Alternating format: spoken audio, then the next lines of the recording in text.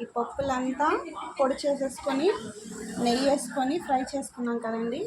ఇప్పుడు ఈ బాక్స్ నిండా 2 కప్పులు పిండి ఉందన్నమాట. ఇది దానికి 1 కప్పు బెల్లం తీసుకొని ఇలా పాకం పట్టుకోవాలి. పాకం అంటే ముదురు పాకం కాదు, జస్ట్ కరిగించుకుంటే తీగ పాకం లాగుంటే సరిపోతుంది. చూస్తున్నారు కదా, ఇలా అన్నమాట.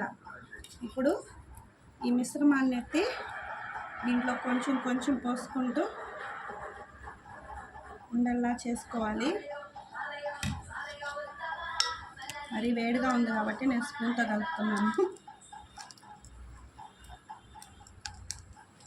అంతేనండి, పిల్లలు చాలా స్ట్రెంగ్త్, పిల్లలు బాగా రుచిగా కానీ తింటారు. ఎందుకంటే స్వీట్గా ఉంటుంది కాబట్టి.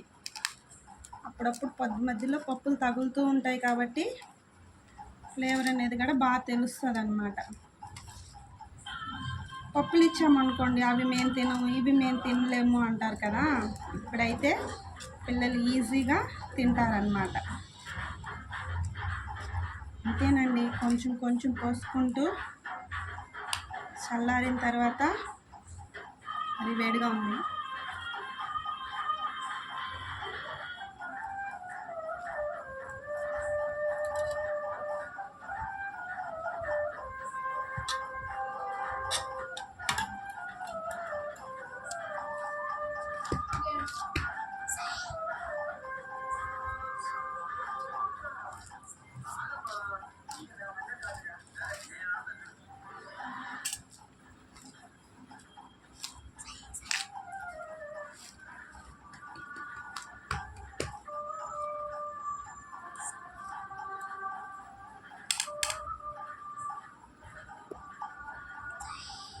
అంతేనండి. ఇలా ఉండలు చేసేసుకొని ఒక ప్లేట్లోకి తీసేసుకుంటే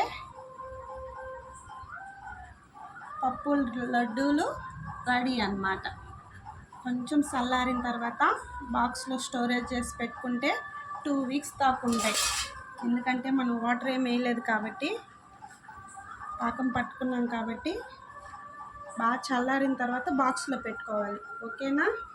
అంతే, ఒక్కొక్కటిగా అన్ని లడ్డూలు చేసేసుకుంటే పప్పు లడ్లు రెడీ అన్నమాట.